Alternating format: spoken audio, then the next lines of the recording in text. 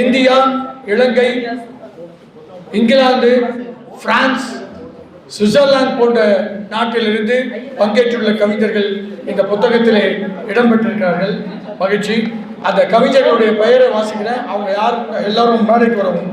திகந்தன், மகேஷ், சந்திரகலா, வீராசாமி, ஆதிரா, அகனிக்கண்ணன், தமிழ்மலர், பாலசுந்தரம், மறுமலர்ச்சி.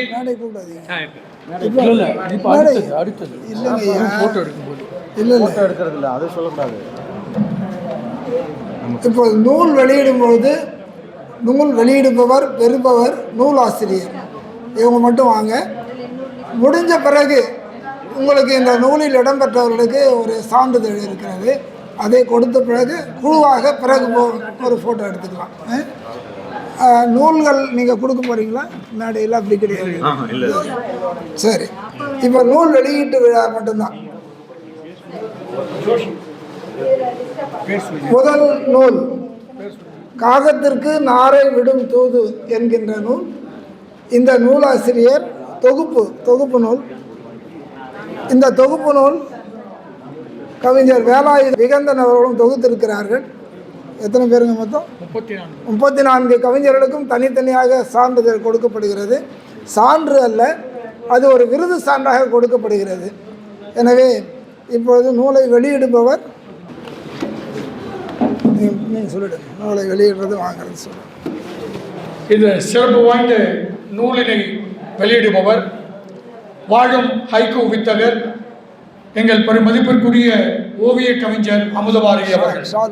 இந்த நூலை பெற்றுக்கொள்பவர் ஐசிஎஃப் யுனைடெட் ஒர்க்கர்ஸ் யூனியன் சிஐடியுடைய பொதுச் செயலாளர் தோழர் கேடி ஜோஷி.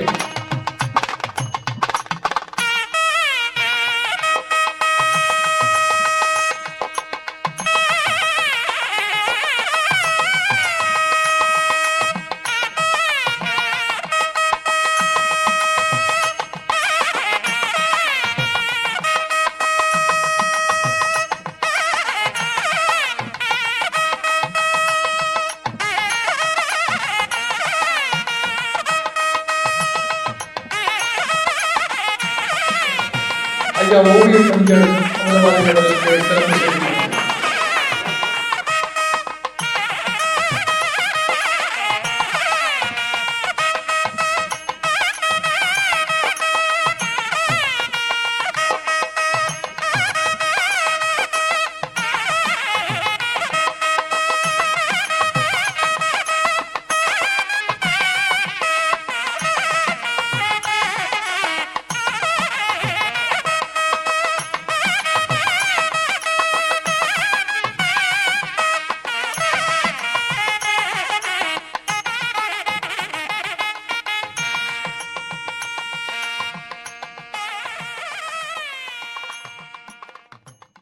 கவிதை தொகுக்கப்பட்டிருக்கிறது. யார் வெளியிடுறது?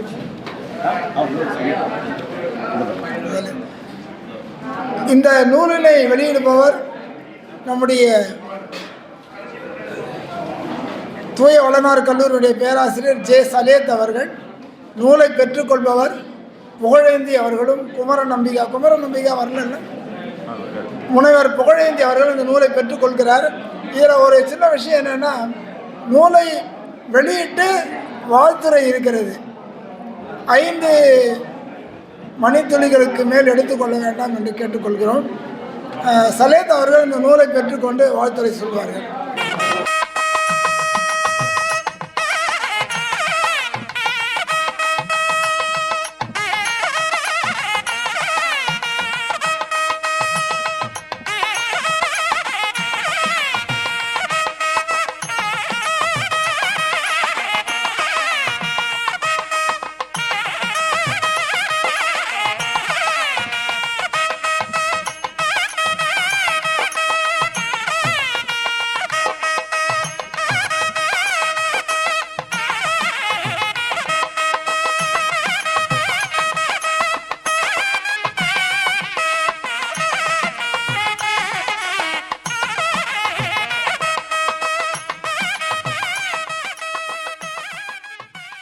நிறையும் மண்வாசம் நூலினை வெளியிட்டு வாழ்த்துரை வழங்க வருகிறார் ஜே சலேத் அவர்கள். முனைவர் ஜே சலேத். பேராசிரியர் தூய வளனார் கல்லூரி மகாகவி காலாண்டிதழின் ஆசிரியர் குழுமத்தில் பணியாற்றி வருபவர் மிகச்சிறந்த கவிஞர் அவர்களை அன்புடன் அழைக்கிறோம். திங்களோடு பிறந்தவளோடு நடந்தவளும் தென்பொதிகை விட்டெழுந்து சந்தனத்தின் புதுமனதில் தோய்ந்தவளும் எந்தையும் தாயும் மகிழ்ந்து குழாவி சிந்தை இனித்திடச் சிறந்தவளும் எந்தன் நாவசைக்கும் நற்றமிழ் நங்காய் வாழி. திருச்சியிலிருந்து வருகை தந்துள்ள நம்முடைய பேராசிரியர் ஜே சலேத் முனைவர் அவர்களுக்கு தன்முனை கவிதைகள் குழுமத்தின் சார்பிலே அவருக்கு பொன்னாடை வாழ்த்துகிறோம்.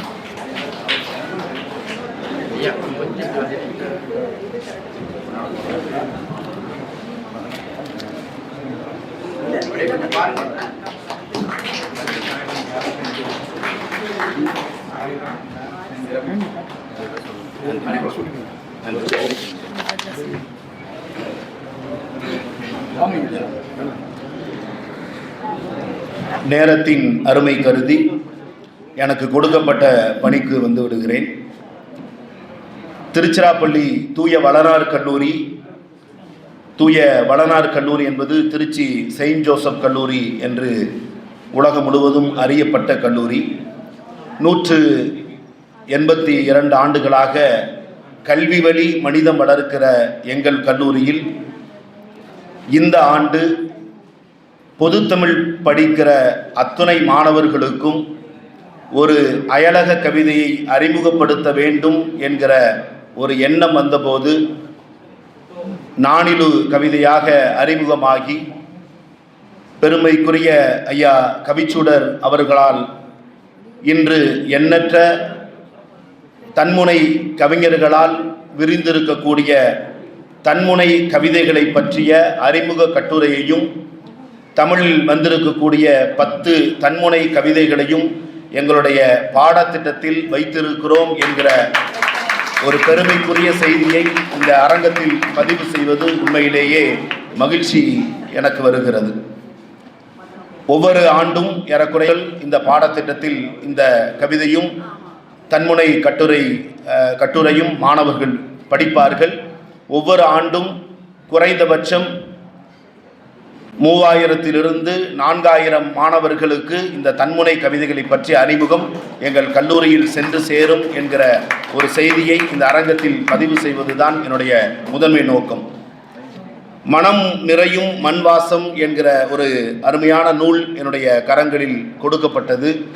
இந்த நூலை நான் இதற்கு முன்பு பார்க்கவில்லை, இப்போதுதான் கையில் கிடைத்தது.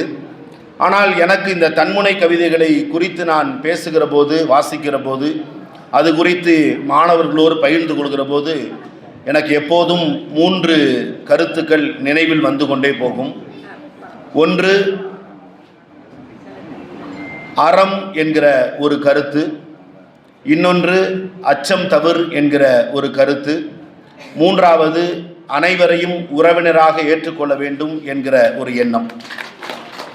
இந்த அறம், அச்சம் தவிர்த்தல், அனைவரையும் உறவினராக ஏற்றுக்கொள்ளுதல் என்கிற இந்த கருத்து எனக்கு எங்கிருந்து கிடைத்தது என்றால் ஆத்திச்சூடியிலிருந்து கிடைத்தது. முதலில் ஔவைதான் அறம் செய்ய விரும்பு என்று பாடினாள். அதன் பிறகு பாரதி அச்சம் தவிர் என்றான்.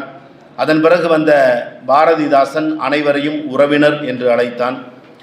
நாம் அனைவரையும் உறவினராக ஏற்றுக்கொள்ள வேண்டும் என்றால் அச்சம் தவிர்த்து அறம் செய்யக்கூடிய மனநிலையோடு வாழ வேண்டும் என்கிற உணர்வுகள் நாம் எந்த கவிதையை கவிச்சுடர் அவர்கள் தொடங்கி இருக்கக்கூடிய அனைத்து நூல்களில் எந்த பக்கத்தை புரட்டினாலும் இந்த 3 எண்ணங்கள் தான் இந்த கவிதையில் இழையோடி இருப்பதாக நான் கருதுகிறேன். எனவே அந்த அடிப்படையில் இந்த நூலில் எனக்கு கண்களிலே படக்கூடிய ஒரு யதார்த்தமாக ஒரு கவிதை, நெகிழி பொருட்கள் ஒழிப்பு, நிலம் தலைக்க காப்பு, நதியில் நீரை தேக்கு, நாடு காணும் செழிப்பு. அனைவரையும் உறவினராக ஏற்றுக்கொண்டால் மட்டும்தான் இந்த எண்ணம் இங்கு வரும். இதிலே நமக்கு சமூக பொறுப்பு இருக்கிறது. நாளைய சமூகத்தை தாங்குவதற்கு தூண்கள் தேவை என்றால் நாம் இளைஞர்களை தூண்களாக உருவாக்க வேண்டிய தேவை இருக்கிறது. அதற்காகத்தான் நாங்கள்லாம் களமாடி கொண்டிருக்கிறோம்.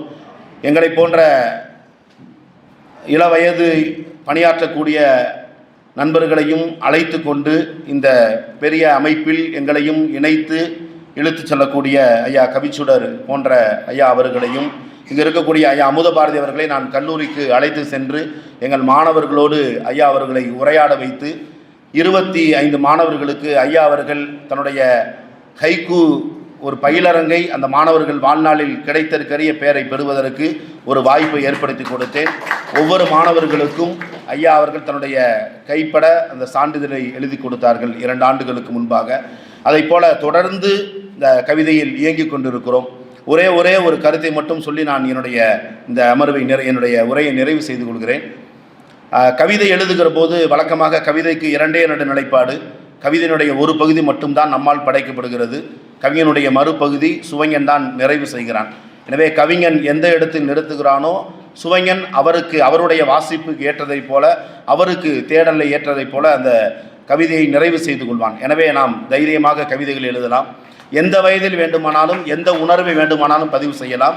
நான் அயலக கவிதை வடிவங்கள் குறித்து ஆய்வு செய்து ஐயா அமுதபாரதியினுடைய புள்ளிப்பூக்கள், ஈரோடு தமிழன்பன் ஐயாவுடைய ஒரு வண்டி சென்றியு, முருகேஷ் உள்ளிட்ட நண்பர்களுடைய ஹைபூன் கவிதை தொகுப்பு, அறுவடை நாளின் மலை, ஈழத்து மகாகவியினுடைய குறும்பா, கவிக்கு அப்துல் ரஹ்மானுடைய கசல் ஆகிய கவிதைகளை ஆய்வு செய்து தமிழில் அயலக கவிதை வடிவங்கள் என்கிற அடிப்படையில் நான் என்னுடைய முனைவர் பட்டத்தை பெற்றவன். தொடர்ந்து அந்த தளத்தில் இயங்குவதால் தான் எனக்கு நானிலு கவிதைகளை பற்றிய ஒரு ஈர்ப்பு ஏற்பட்டது. ஆதி கவிதை, ஜப்பானின் ஆதி கவிதை குறித்து கிங்கப்பூ என்கிற ஒரு கட்டுரையை வெகு விரைவில் நடத்த இருக்கக்கூடிய இந்த மாதத்தின் 25, 26ஆம் தேதி நடத்த இருக்கிற அமெரிக்க முத்தமிழ் மாநாட்டில் கிங்கப்பூ கவிதை குறித்த ஒரு கட்டுரையை நான் அங்கு வாசிக்க இருக்கிறேன். அதை போல பிரெஞ்சு நாட்டிலிருந்து வந்திருக்கக்கூடிய வில்லநெல்லே என்கிற ஒரு கவிதையை, அது குறித்த அறிமுக கட்டுரையையும் அந்த முதல் கவிதையையும் மகாகவி இதழில் முதலாக நாங்கள் அறிமுகம் செய்திருக்கிறோம். இவ்வாறு அயலக கவிதை குறித்த எண்ணம் வந்து கொண்டே இருக்கிறது. மிகவும் பாராட்டத்தக்கது. ஒரு கருத்து நான் சொல்ல வந்த கருத்து, நான் என்னுடைய முனையப்பட்ட ஆய்வு நடக்கிற போது நான் கவிக்கோ டாக்டர் அப்துல் ரஹ்மான் அவர்களோடு அவருடைய முதுகலை மாணவராக அவருடைய இல்லத்திற்கு சென்று, அவருடைய திருவான்மியூர் இல்லத்திற்கு சென்று அவருடைய நிறைய நூல்களை பெற்று என்னுடைய ஆய்வை நான் மேற்கொள்வதற்கு பெரிய தூண்டுதலாக இருந்தார். ஐயா அவர்கள் கவிக்கோ அவர்களோடு நெருங்கி பழகுற வாய்ப்பு கிடைத்தது. அந்த கல்லூரி மாணவர் பருவத்தில் நான் சில பேர் கவிதை எழுதும்போது, நான் அந்த வயசில் கவிதை எழுதியிருக்கேன், இது சரியாக இருக்குமா, இந்த கவிதை எப்படி பார்க்குறாங்க, இது ஒரு காதல் கவிதை எழுதியிருக்கேன், காதல் கவிதைன்னு யோசிப்பாங்களா, இப்படின்னா நமக்கு எண்ணம் வந்துக்கிட்டே இருக்கும். அதை பற்றி எந்த மன தடையும் தேவையில்லை. ஏனென்றால் எனக்கு கவிக்கோ சொன்ன ஒரு விஷயம், நான் நேர்காணல் செய்கிற போது கவிக்கோவிடம் ஒரு வினா கேட்டேன். வினா கேட்டு முடித்த பிறகு எனக்கு ஒரு உள்ளூர பதட்டம் வந்தது. இவ்வளோ ஒரு மனுஷன்ட்ட இப்படி ஒரு கேள்வியை கேட்டோமே அப்படின்னு சொல்லிட்டு. அந்த கேள்வி இதுதான், இந்த வயதில் நான் கேட்டது 2005.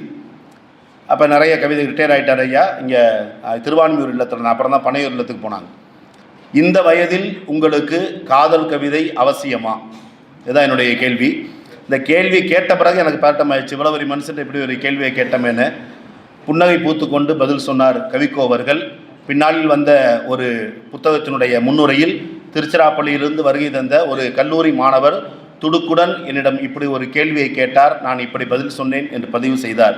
என்னுடைய கேள்வி, இந்த வயதில் உங்களுக்கு காதல் கவிதை அவசியமா என்ற வினாவிற்கு கவிக்கோ சொன்ன பதில், இந்த வயதில்தான் என்னால் மாமிச அழுக்கு இல்லாமல் காதல் கவிதைகளை படைக்க முடிகிறது என்று சொன்னார்கள். எனவே கவிதை என்பது உள்ளத்தில் இருந்து வரக்கூடிய ஒரு உணர்வு.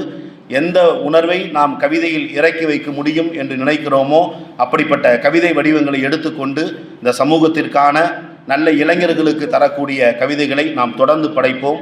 காகிதமும் ஆயுதமே, புரட்டி போடுவதில் எழுதுகோலும் நெம்புகோலே, மை ஒரு துளி படைப்போ பெருவெல்லம், தலையெழுத்தை களையெடுக்கட்டும் நம் எழுத்து, மனிதம் மாண்புற வற்றாமல் சுரக்கட்டும் நமது கருத்து. நன்றி, வணக்கம்.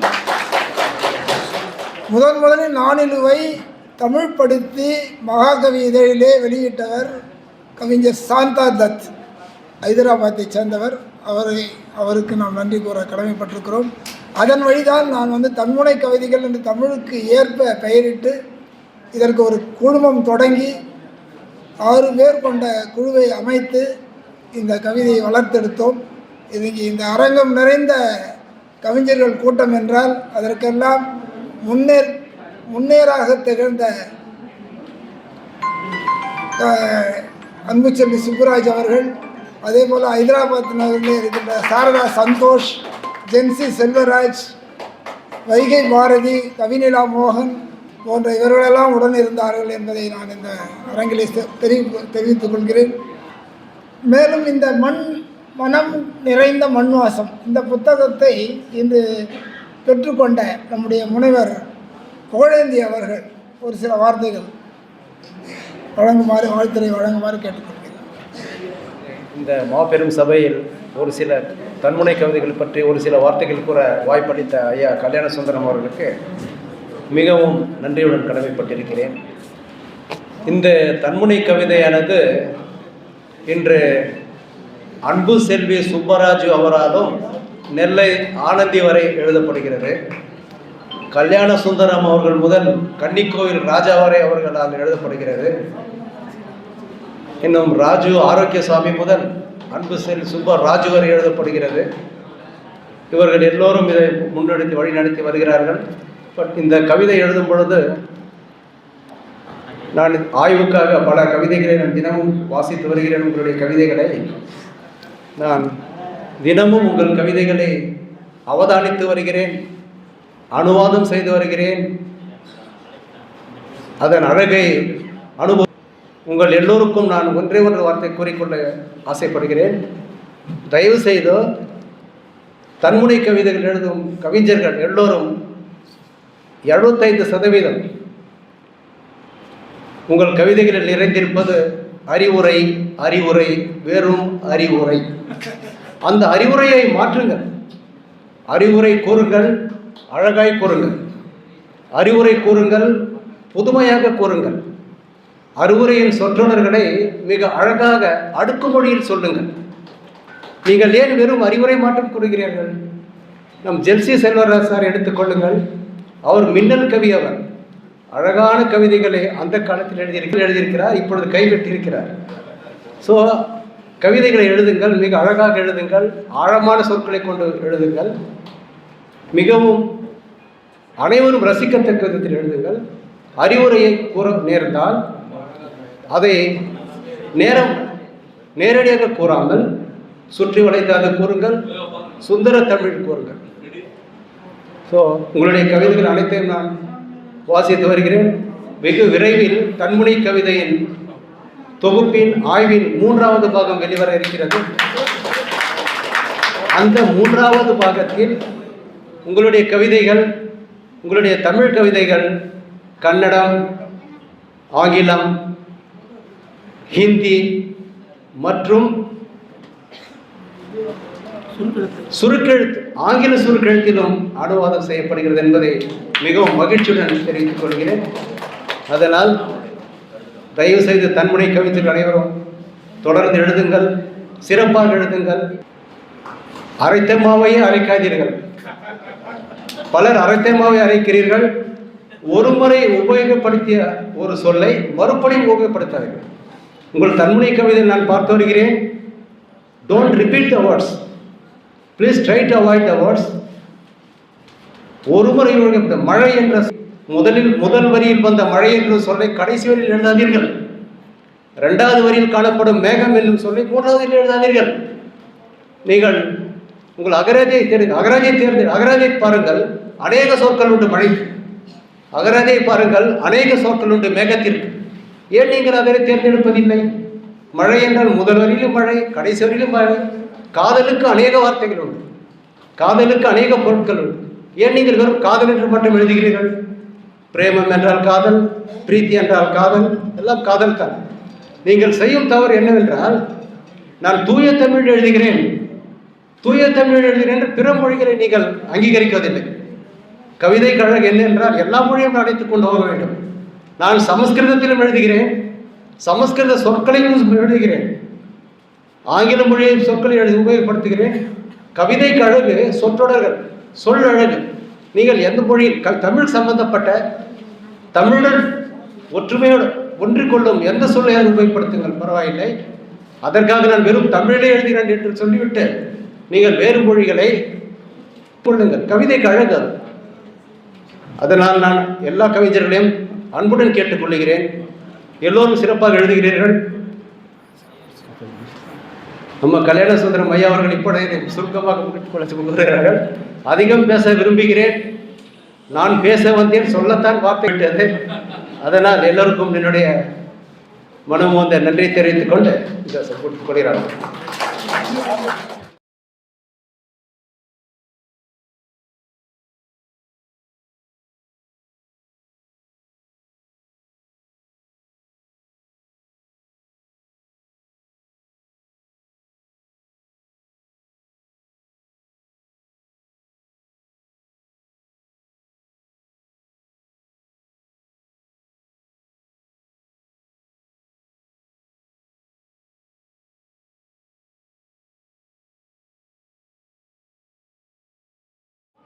இதுவரை 2 தொகுப்பு நூல்கள் வெளியிடப்பட்டது.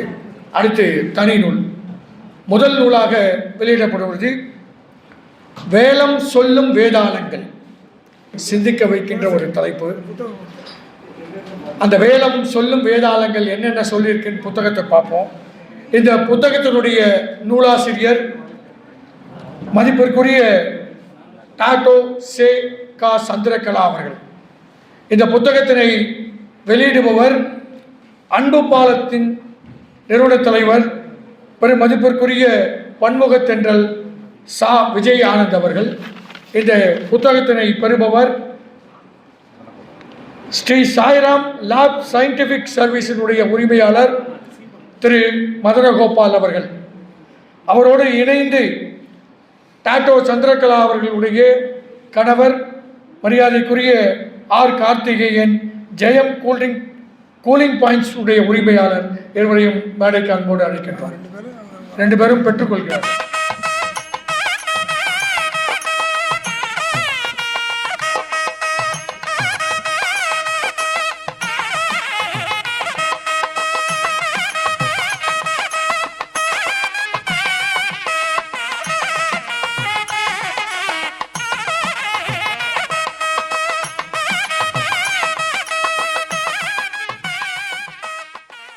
அன்பு பாலத்தின் ஐயா விஜய் ஆனந்த் அவர்கள் வாழ்த்துறை வழங்கும்படி அன்போடு அழைக்கின்றோம்.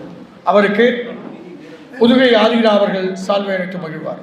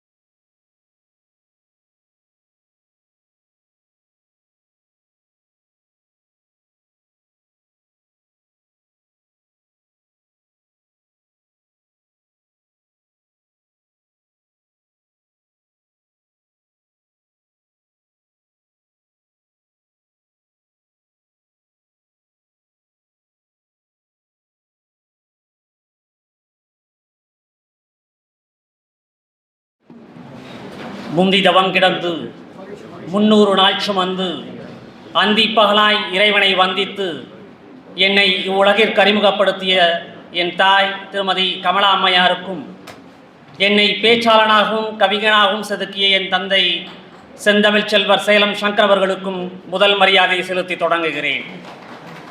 தாயே தமிழே, நீ என் நாவிலே நடனமாடாவிட்டாலும் பரவாயில்லை. தாயே தமிழே, நீ என் நாவிலே நடனமாடாவிட்டாலும் பரவாயில்லை, அட்லீஸ்ட் நடந்தாவதுவா.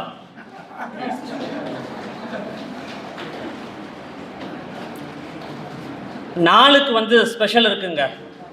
திசைகள் 4, வேதங்கள் 4 அப்படின்னு நம்ம கேட்கும் போதே என்னை பற்றி ஒரு 4 வரி சொல்லணுவாங்க. என்னுடைய இறுதி பயணத்துக்கு ஒரு 4 பேர் வேணும். நல்லது செய்யுங்க 4.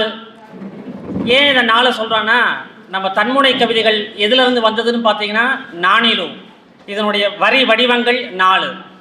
அந்த 4 வடிவமாக கொண்டிருக்கக்கூடிய தன்முனை கவிதைகள் குழுமம் நடத்தக்கூடிய இந்த முப்பெரும் விழாவில், அதுவும் உங்களோடு இந்த நிகழ்ச்சியை கலந்து கொள்ள, அதுவும் நம்முடைய நண்பர் ராசியழகப்பன் சார் வருவார், அவர் பேசிடுவார், நம்ம ரிசீவ் பண்ணிவிட்டு பேசிட்டு போகலான்னு வந்தேன். கடைசியில் பார்த்தா சாரை வரல, பேச விட்டுட்டாங்க. ஒன்று. அடுத்தது வந்து நம்ம வைரவரி சார் வந்திருக்காரு.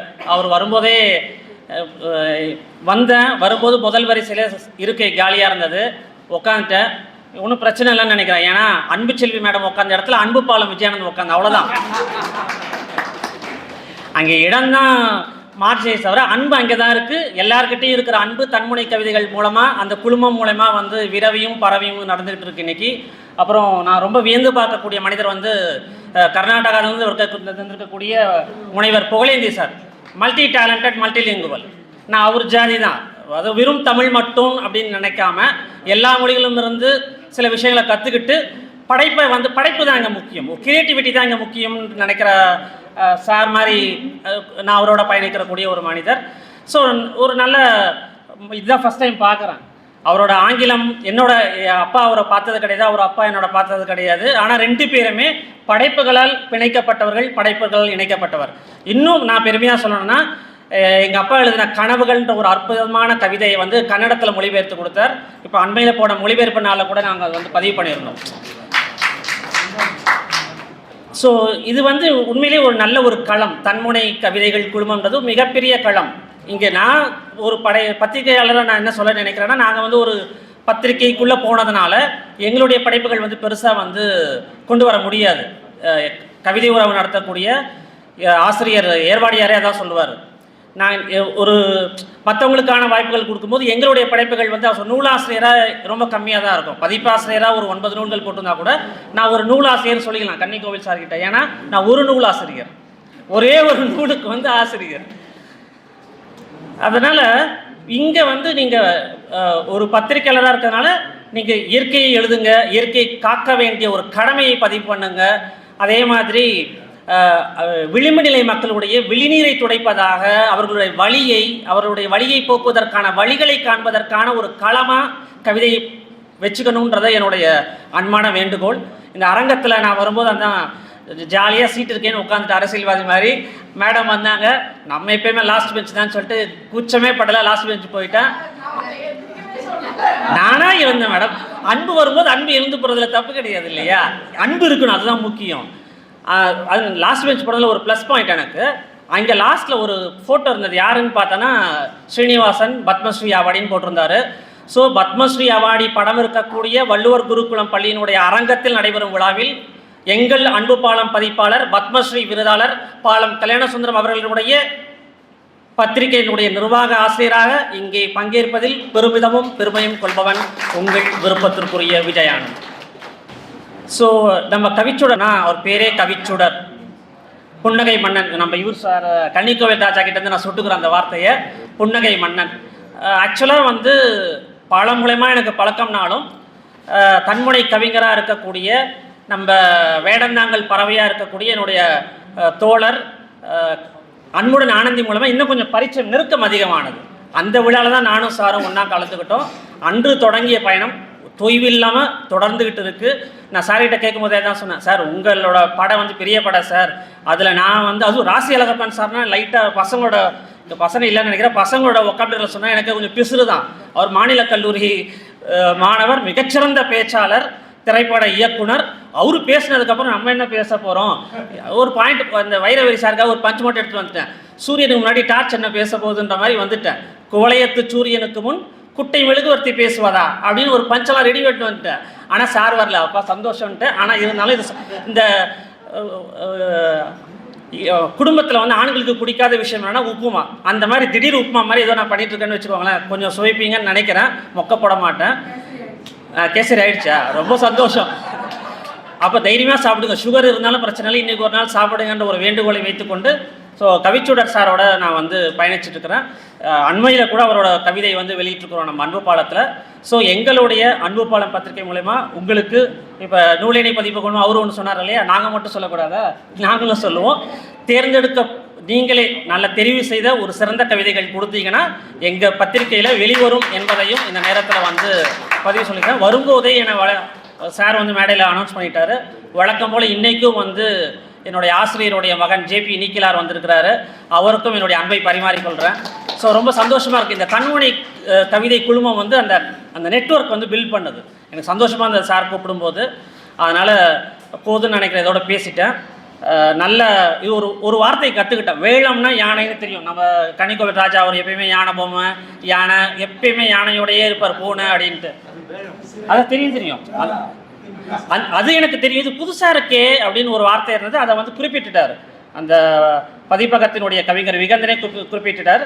அந்த டயலக்ட்னு சொல்லுவாங்க இல்லையா, அந்த சொல்லாடல் வழக்கு மொழியை வந்து பயன்படுத்திக்கிறார். ஸோ தலைப்பிலேயே அது வச்சுக்கிறாங்க. ஸோ அது வந்து பாராட்டக்கூடியது.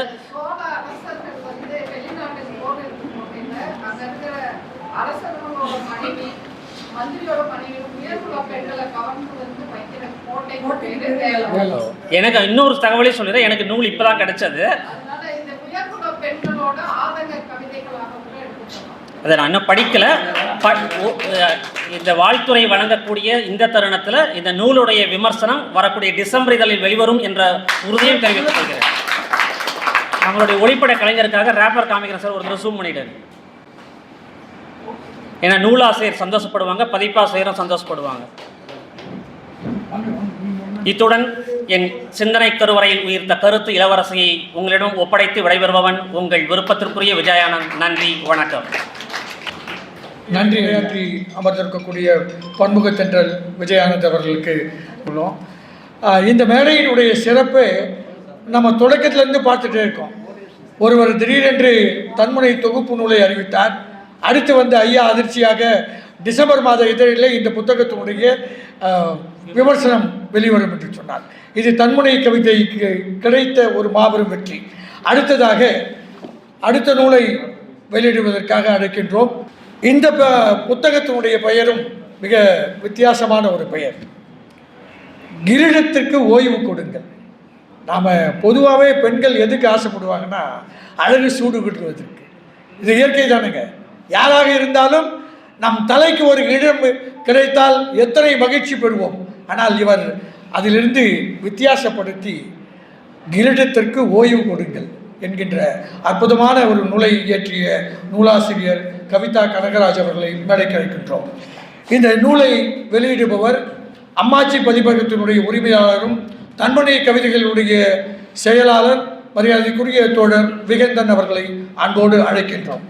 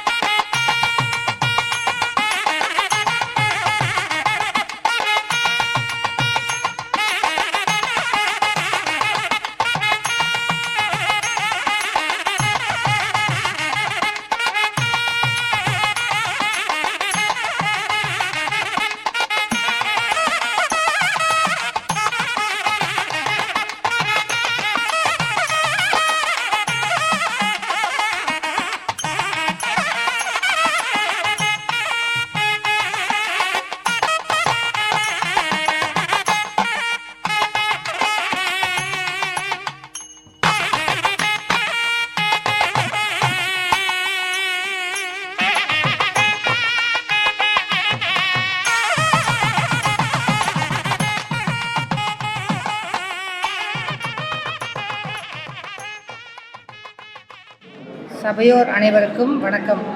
கிரீடத்துக்கு ஓய்வு கொடுங்கள், அருமையான தலைப்பை கொண்ட தன்முறை கவிதை நூல். என்னுடைய தங்கை கவிதா எழுதிய இந்நூலை இன்று வெளியிடுவதில் மிக்க மகிழ்ச்சி. அம்மாச்சி பதிப்பகத்தாரின் வழிகாட்டுதலில் வெளியிடப்படும் நூல் இது. எல்லா கவிதைகளையும் படித்து மகிழ்ந்தேன். மிகவும் அருமையான வரிகள், நாட்டு நடப்புகளை துல்லியமாக படம் பிடித்தோர் போல் உள்ளன. கவிதா இதுபோல் மேலும் பல நூல்கள் எழுதுவேன் என்று வாழ்த்துகிறேன். மிகச் சிறப்பாக இந்த நூல் வெளியேறது.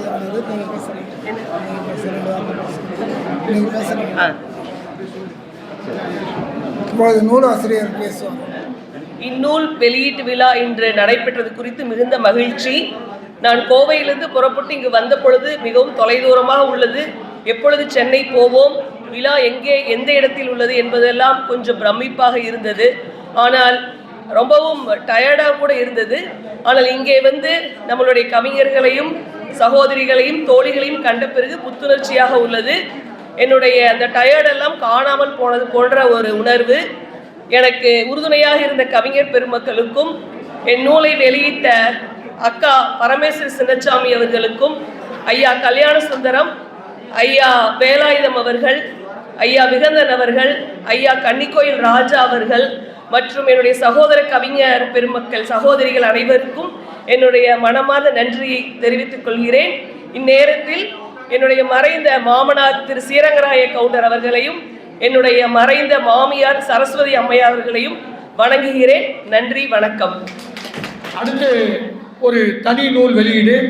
இதோட வந்து கொஞ்சம் எல்லாரும் கொஞ்சம் நம்ம சலசலப்போட போனோம். எல்லாம் 50 வயசு தாண்டிட்டோம் இல்லையா? அம்மாவுடைய கோரிக்கை ஏற்கப்பட்டது. உணவு இடைவெளி. ஐயா அடுத்த புத்தகம் சொல்லிட்டோமா? இந்த ஒரு நூல் வெளியிட்ட பிறகு நீங்கள் எல்லாரும் உணவுக்கு செல்லலாம். கொஞ்சம் பொறுத்துக்கோங்க. சரி, என்ன கற்றுச்சோறும் வெண்ணிலவும் அம்மாச்சி பதிப்பகத்தினுடைய நூல் வெளியீடு. நூலாசிரியர் வீராசாமி ஸ்ரீரங்கன் அவர்கள். நூலை வெளியிட்டு வெற்றி பேருடைய அவர்கள் வந்து வாழ்த்துறை, அவருடைய வாழ்த்துறையை வந்து உணவு இடைவேளைக்கு பிறகு வச்சுக்கலாம். ஏன்னா அவர் நிறைய பேசக்கூடியவர் வெற்றி பேருடைய. அதனால் நீங்கள் உணவு இடைவேளைக்கு பிறகு பேசுங்க ஐயா. நீங்கள் வாழ்த்துறை, நீங்களும் நம்ம அமுத பாரதி ஐயா. இப்போ அது நூல் வெளியீடு மட்டும் நம்ம வெற்றி பேரொழி அவர்கள் வெளியிடுவார்கள். நூல் பெறுபவர் எழுத்தாளர் ஜெயச்சந்திரன், பன்முக படைப்பாளர், மேட்டுப்பாளையம். அதே போல் நூல் பெற்று வாழ்த்துறை ஜேபி நீக்கிழார் அவர்கள். உணவு இடைவேளைக்கு பிறகு மேடைக்கு மட்டும் வரும்படி நீக்கிழார் அவர்களை கேட்டுக்கொள்ளும். திரு மாதவன் கம்ப்யூட்டர் எஜுகேஷன் படப்பையிலே இருக்கிறார். இவர் நம்முடைய செயல் தலைவர் வேலாயுதம் அவர்களுக்கு பள்ளி தோழர் என்பதை சொல்லிக் கொள்வதில் அவர் பெருமைப்படுகிறார். அவரை இப்பொழுது பொன்னாடை அணிவித்து மகிழ்விக்கிறார். வருக திரு மாதவன். பள்ளி தோழர்கள் 1981 86 வரை ஒன்றா படிச்சிருக்கோம். இதே பகுதியிலே அவரை நான் நட்பனாக கிடைத்து பெருமைப்படுகிறேன். இதான் நட்பன் இலக்கணம். பிரித்து எழுதி பொருள் சொல்லலாம் எல்லாத்துக்கும். நாம் வந்து we cannot do, பிரித்து எழுதி பொருள் சொல்ல முடியாது. நட்பின் இலக்கணம். எங்களுடைய இந்த நட்பை வந்து இன்னைக்கு நாங்கள் நேர்முகமாக சந்திக்கிறதுக்கு அருமையான ஒரு சந்தர்ப்பம் அந்த வாழ்வினை நல்கிய இந்த தன்முனை கவிதை குழுமத்திற்கு என்னுடைய மனமான நன்றியை தெரிவித்துக் கொள்கிறேன். நன்றி மாதவன் அவர்களே. பாருங்க,